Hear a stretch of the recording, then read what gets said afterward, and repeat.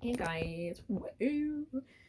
So today on Hobby as a Business with Atlas, you'll get to discover. No, just kidding, just kidding, just kidding. Yeah, no. So if you've watched 1 through 5, you're here, happy. How's it going? Oh my god, we're wearing the same sweater. It's crazy. Anyway, um, I'm starting to lose my voice. I'm no Cory Booker. I'm starting to lose my voice. I might get to record 7 and 8. I don't know. I'm losing a lot of light, and the light in this room, I have to redo it. Probably this summer. I'll do a new light fixture. I'll get to it. Thanks, Home Depot. You taught me electrician. So anyway, little side note, I used to work at Home Depot, and I can tell you, I used to do the classes. I forget what they were called. They were like these little classes you could take, and we would teach, like, most of the time it was like, housewives, like hot housewives would come in to learn electrician, plumbing, how to install, how to uninstall. Like, oh my god, like I miss that so much. That those were a lot of fun. I forget what they were actually called. Maybe by the end of this video I'll remember. But I learned a lot of stuff through that. And I learned that a lot of these women had like lots of times on their hands where they're just like hobby full. Like they had so many hobbies, but they're like, I want to get into something else. Like I want to be able to do this, that, and the other without my husband being home. Some of them were like best friends just tagging along to come and to workshop. Some of them would come in and sit on these workshops just because they were bored. And so they were single women, with their best friend who's been married for how long, and then they would just get into these things. And so a lot of their hobbies were just randomly tinkering around the house till they found some. Go figure. But with this, the funny part, the things we would get into, and one of the women, it wasn't until she was there that she realized that she wanted to make herself a crafting room. And that's as far as she got, because then she started working on plumbing in the bathroom after the workshop. But she would come back and check in, show pictures to everybody, like, look, this is what you guys helped me do. And it was great. It was great. And I left on not knowing if she had grown her hobby, if she had gotten to that point. Because for Christmas, she brought one of my managers a knitted hat. It was a lot of fun. It was pretty cool. So, with that being said, her and her comeuppings, I don't know if she got to do her thing, but she was pretty chill. And that leads us to here. Like, if you've made it this far, if you've made it this far into this collection of videos, then you're doing good, because that means you are ready to come up with something that's going to stick. And that is your logo that will sometimes change per season, and the name of your hobby. I don't know how many names you'll go through. My favorite band growing up was Stone Temple Pilots, but I remember they had started out as Mighty Joe Young, and then they became STP.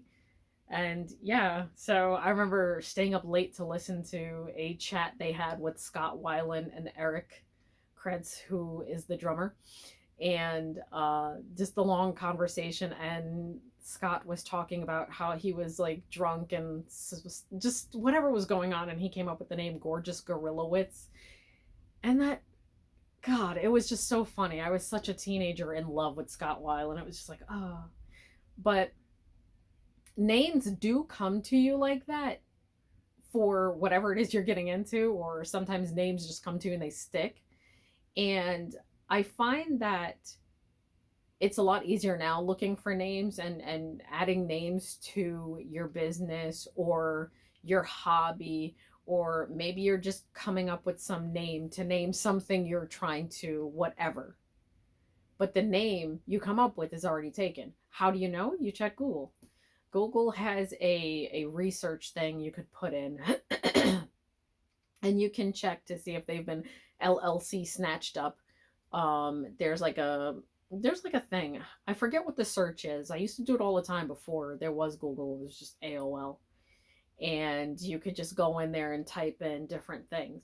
I didn't so much. I would just randomly just put things together to make names for businesses for whatever I was, doing, getting into. So sometimes my hobby name did not make it into the business, if that makes sense. Like it would start out as this hobby name, but by the time I printed all of my order catalogs to send out of the country to those who are ordering, it was something completely different. Something completely different. And so by the time I was on my second into third like business venture, the names that I eventually had started with did not make it to the third base at all. And that's okay. That's fine. Sometimes you'll come up with something and it's like, oh my God, maybe you're like, oh, I should make a, something, something business. And it's like, oh, unicorn farts. Things just hit you. Things will just hit you out of the blue. But if you've made it this far from videos 1 to 5,